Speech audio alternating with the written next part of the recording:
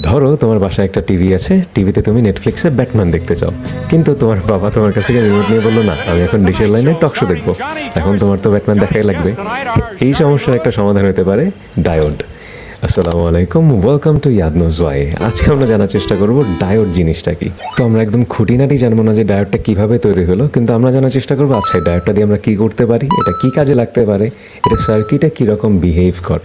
ডায়োডকে আমরা চিন্তা করতে পারি একটা ওয়ান ওয়ে দরজার মতো। ধরো দুইটা রুম আছে এ আর বি, এটার মাঝখানে একটা দরজা, তো তুমি রুম এ থেকে বিতে যেতে পারবা কিন্তু বি থেকে এতে আসতে পারবে না। এই জিনিসটা মোটামুটি একটা ডায়োডের রিপ্রেজেন্টেশন হতে পারে। এখন এটা ইলেকট্রিক্যালি আমাদের কাছে কী মিন করে, ধরো একটা কারেন্ট আমি ডায়োডের মধ্যে দিয়ে পাস করাতে চাই, তো এটা যদি ফরওয়ার্ড বায়াসে থাকে, মানে আমার কারেন্টের ডিরেকশন আর এই ডায়োডটাকে একটা তীরচিহ্নের মতো না, ধরো ওই দুইটা ডিরেকশন যদি সেম হয় তাহলে এটা কি ফরওয়ার্ড বায়াসে আছে, তাহলে ও জিনিসটাকে অ্যালাউ করবে যে হ্যাঁ আমার মধ্যে দিয়ে তুমি কারেন্ট ফ্লো হও, এই জিনিসটা অ্যালাউড। কিন্তু সেম ডায়োডের মধ্যে যদি আমি উল্টা দিকে কারেন্ট ফ্লো করাতে চাই তাহলে ওইটাকে বাধা দিবে, এই জিনিসটাও অ্যালাউ করবে না। তার মানে কি উল্টা ডিরেকশনে ওর মধ্যে দিয়ে কারেন্ট ফ্লো হবে না। এখন একটা উদাহরণ নিয়ে চিন্তা করি, ধরো একটা সার্কিটের একটা অংশ, দুইটা রেজিস্টারের মাঝখানে আমি একটা ডায়োড অ্যাড করে রাখছি, তো এটার বাইরেও আরও মনে করো অনেক কম্পোনেন্ট আছে, ধরো একটা ব্যাটারি কানেক্ট করা আছে। এখন এর মধ্য দিয়ে যদি আমি কারেন্ট ফ্লো করাতে চাই, আমার প্রথমে দেখতে হবে কি ডায়োডটা ফরওয়ার্ড বায়াসে আছে কিনা। সেটা বুঝবো কীভাবে, আমার কারেন্টের ডিরেকশন আর ডায়োডের তীর চিহ্নটা কি একই দিকে আছে, তার মানে কি এখন সুন্দর মতো এটার মধ্য দিয়ে আমার কারেন্ট ফ্লো হইতেছে। এখন এই জিনিসটা আসলে বাস্তবে কি রিপ্রেজেন্ট করলো তাহলে, যেমন ডায়োড একটা শর্ট সার্কিটের মতো কাজ করতেছে। কেন শর্ট সার্কিট থাকলেও কি কারেন্ট সুন্দর মতো দুইটা রেজিস্টারের মধ্য দিয়ে কোনো ক্ষয়ক্ষতি ছাড়া ফ্লো হয়ে যেত, সেটাই তো হইতেছে। তার মানে ফরওয়ার্ড বায়াসে একটা ডায়োড শর্ট সার্কিটের মতো কাজ করে। এখন সেম ডায়োডে যদি আমি উল্টা দিকে কারেন্ট ফ্লো করাতে চাইতাম তাহলে কি হইতো, ও বাধা পাইতো, ডায়োডটা ওর মধ্য দিয়ে কারেন্টটাকে ফ্লো করতে দিত না। তার মানে কি এখন এটা একটা ওপেন সার্কিটের মতো কাজ করতেছে। কেন ওপেন সার্কিটে আমরা জানি কি যে কারেন্ট ফ্লো হতে পারে না, মানে কোনো রাস্তা নাই কারেন্ট ফ্লো হওয়ার জন্য। এখন একটু আগের যে উদাহরণটার কথা বলতেছিলাম যে আচ্ছা টিভিতে দুইটা লাইন, একটা নেটফ্লিক্স আর একটা ডিশের লাইন, টক শো আর ব্যাটম্যান, তো কে জিতবে কে দেখবে। এখন এইটার জন্য তুমি একটা সার্কিট বানাইতে পারো যে আচ্ছা আমি একটা সার্কিট রাখবো কিন্তু দুইটা অল্টারনেট ডিরেকশনে ডায়োড থাকবে। দেখো একটা এই ডিরেকশনে আছে আর একটা কি উল্টা ডিরেকশনে আছে পরস্পরের। এখন এই যে সাদা ডায়োডটা ও কি বলতেছে যে হ্যাঁ আমি হচ্ছে এই ডিরেকশনের যে কারেন্টটা সেই ফ্লোটা আমি অ্যালাউ করব।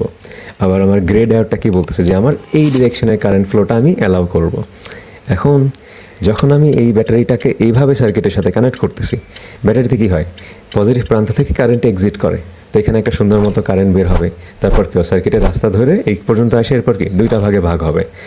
তো আমার মেইন কনসার্ন এখানে এত না যে কারেন্ট ভাগ হয়ে ওটার ভ্যালু কত হলো, আপাতত ওইটা কনসার্ন নয়। এখন আমি কি দেখতেছি আচ্ছা এইটার ডিরেকশন আর এই ডায়োডের ডিরেকশন কি বন্ধু, একই দিকে তারা যাইতে চাইতেছে, আর এই ডিরেকশনটা কি এটার সাথে কনফ্লিক্টিং। তার মানে এইটা কি একটা শর্ট সার্কিটের মতো কাজ করবে আর ওইটা কি একটা ওপেন সার্কিটের মতো। ওপেন সার্কিট মানে কি এই রাস্তায় কারেন্ট আসবে না, তার মানে কি তোমার বাবা টক শো দেখতে পারবে না, সার্কিটের এই পার্টটা অফ। কিন্তু তুমি যদি সবসময় ব্যাটম্যান দেখো তাহলে তো তোমার বাবা সন্দেহ করবে যে আরে টক শো চলে না কিন্তু ব্যাটম্যান সবসময় চলে, সমস্যাটা কি।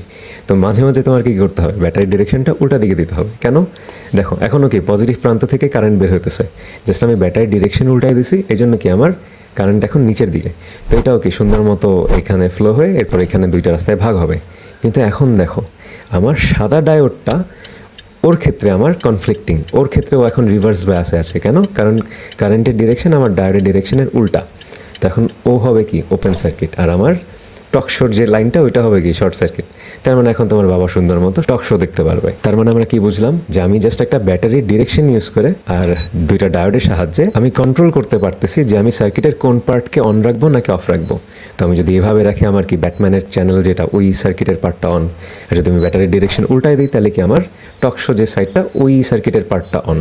তার মানে কি আমি এখন সিলেক্টিভ হইলাম। তো এখন আমরা এতক্ষণ যা পড়ছি সেগুলো হতেছে আইডিয়াল কেস সিনারিও, মানে ওই যে থাকে না অঙ্ক করো বাতাস নাই ঘর্ষণ নাই কিছু নাই সুন্দর মতো অঙ্ক করতেছি। আইডিয়াল ডায়োড কি হয় ও শর্ট সার্কিট হইতেছে অথবা কি ও ওপেন সার্কিট হইতেছে।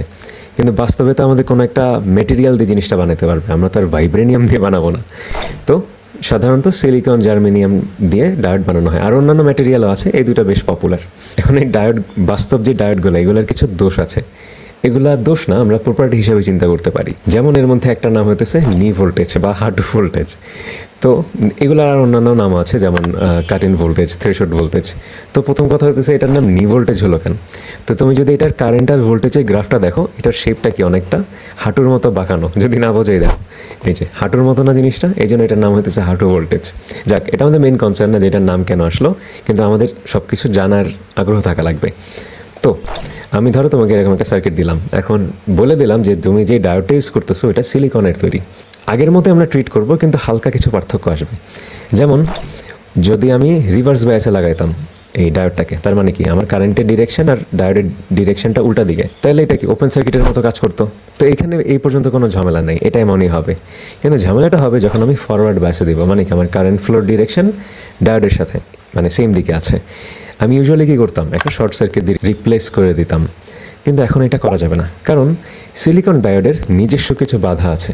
মানে ওকে একটু পারিশ্রমিক দেওয়া লাগে যে আচ্ছা তুমি আগে আমাকে এই পরিমাণ এনার্জি দাও, এরপর আমি শর্ট সার্কিটের মতো তোমার কথা মতো কাজ করব। ওইটা কি, ওইটা হতেছে 0.7 ভোল্ট। মানে তুমি 0.7 ভোল্ট দেওয়ার আগ পর্যন্ত ও শর্ট সার্কিটের মতো ইউজুয়ালি কাজ করবে না। 0.7-এর অ্যাপ্রক্সিমেটলি 0.7 আর কি। তার মানে ও আমাকে 0.7-এর একটা ব্যাটারির মতো বাধা দিতেছে। তার মানে কি, এটাকে আমি একটা 0.7 ব্যাটারি চিন্তা করতে পারি যেটা ডিরেকশন ওটা দিয়ে। তার মানে কি, আমি শর্ট সার্কিট রিপ্লেস করতে পারবো না, আমি এখানে একটা ব্যাটারি দিয়ে রিপ্লেস করতে পারবো, যেটার ভ্যালু হবে কত, 0.7। মানে আমার ডায়োডের ডিরেকশন যদি এদিকে থাকে, আমার ব্যাটারির ডিরেকশনটা হবে এইদিকে।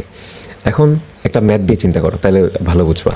ধরো তোমাকে আমি এরকম বললাম যে একটা ডায়োড সিলিকনের, আর এই সার্কিটটা দেওয়া আছে, তোমার মেইন কারেন্ট যেটা ওটা বের করো।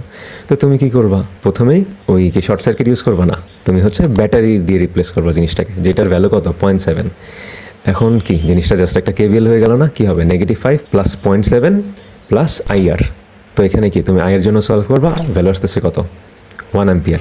এটা আরও সহজভাবে চিন্তা করতে পারতা। এই দেখো, এটা কি একটা ব্যাটারি না, যেটা ডিরেকশন কি আমার উল্টা দিকে। তার মানে কি আমার 5 থেকে 0.7 চলে যেতেছে, মানে আমার কত 4.3 ভোল্ট এটার মধ্যে দিয়ে যাবে। তার মানে কত, I সমান V/R 4.3 ডিভাইডেড বাই 4.3 মানে কত, 1 অ্যাম্পিয়ার।